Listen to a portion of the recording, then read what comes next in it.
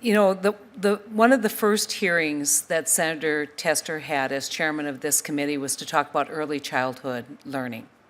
You know, helping prepare children before they come to your institutions to actually be ready to learn. And I think that as we look at how we can get beyond the plateau, you know, we definitely believe that that's a strategy that needs to be pursued. But I want to just take a moment and think about who you all represent, and then think about a room full of kids, because that's really who you're here representing. And in your hands are the future, their futures. Kids behind their parents and their grandmas and grandpas usually will tell you the most significant and important people in their lives are their teachers. And that's why I think that it's so important that we get that piece right, and that we recruit the best and brightest of those teachers. We try and get kids more prepared to learn, but I think you're headed absolutely in the right direction. But I want to ask, because I was listening to your story and said, man, I wish we could do that in North Dakota.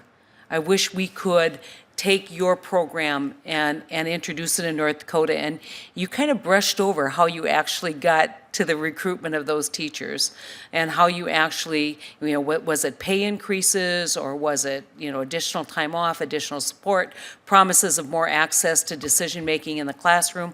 What was it that you pitched to those new teachers that made such a compelling case that you were able to get folks to come to Indian Country in your school district and teach? Yes, thank you. Before I answer that question, I want to put an emphasis towards conception in early childhood education. Yeah. We're incredibly concerned about what occurs at conception to a child and all the issues that exist in tribal land. And so in our community, we're emphasizing that very issue, that all the wraparound services need to come to the aid of that mom, expecting mom, to prevent FSA, to prevent nutritional issues, the brain development. Think about that for a second. The brain is almost fully developed by the age of 3, somewhere between 80 and 85%, way before we get them in the preschool through kindergarten through 12th grade. So it's important that we address that as well, and then the importance of those wraparound services are critically important. Secondly, to your question about the teacher recruitment, we established 2 recruitment efforts, what we call Teacher Recruitment 1 and Teacher Recruitment 2. TR1 is your typical, we have an opening, we post a position on our webpage, we take applications, we screen applications, invite people for interviews. TR2 is we go out and seek highly effective teachers, either word of mouth, they won an award, they came out in the newspaper or something like that. We go out and recruit them, very much like a college football coach recruit their star quarterback. We've taken that approach. Now, because we have leveraged our federal impact aid dollars and our entitlement dollars and our local state aid, we've been able to raise our teacher starting salary. We are now the highest paid school district in the state of Arizona as a result of leveraging those dollars to apply as much as possible back to the classroom. I need that great teacher to make this happen. Secondly, we also provide a highly intensive professional development program that's aligned to our curriculum and our expectations of instruction. We are also clear about those expectations when we sign or issue a contract. They are spelled out very fully in their contract what we expect. Secondly, we take care of our folks. You know, it's not just about the money, it's just not about the professional development. We work really hard of creating an environment that's effective for them as much as it is for our students.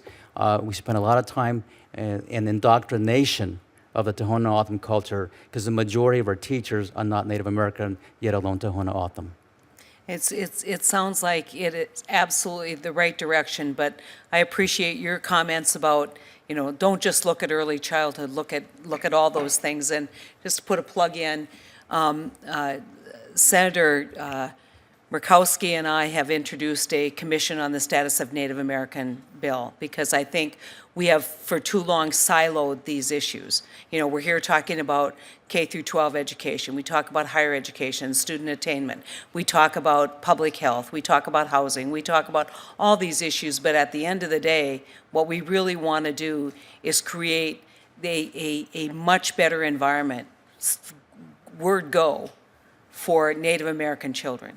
because that's going to elevate everyone. But we too often, have these struggles where we fight over what is really just very few resources, saying, no, don't put it in housing, it's much more important we put it in education. No, don't put it here. And if I can just have another second, I want to talk about forward funding. We saw this during the shutdown. I can't tell you the panic calls I got from schools who are already late in getting their payments, saying, now what? Now what do I do? Should I lay off teachers? Where do I go with this? And, I think everyone here who understands Indian country understands the importance of forward funding. But I will tell you, what are the other things that we can do on impact aid schools kind of collaboratively beyond forward funding that could make a difference? I guess that's to you, Mr. Gish. Chairman Tester, Ms. Heitkamp, I think we understand the difficulty that basically a double appropriation would bring. And yet, we want to continue to keep it at the forefront, and because these are the challenges that our school districts face. They're making a decision in March and April, negotiating with bargaining units here and entering into legal contracts with them. And so we have to make decisions that Congress will act in good faith. If appropriations could at least come in a timely manner, even if it weren't a forward-funded program, if we could say we can count on that first payment coming in October after we're beginning our school year, or even a month or two later.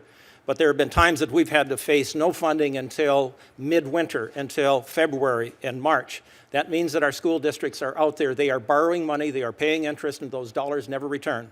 Those are dollars that are taken away from our students. And so it would be critical, it would be a huge step forward if we said the appropriations will come and federally impacted schools are going to get their first payment as schools begin. It truly would. That would be huge. And to the point on early childhood, I can't overstate, if I might just add on to that. May I have that? Thank you, Mr. Chairman. It is the most fertile ground in Indian country. If we have a child that comes to school ready to learn, and we can do miracles, but when our first step is to start remediation, it means that catch-up, some of whom never will.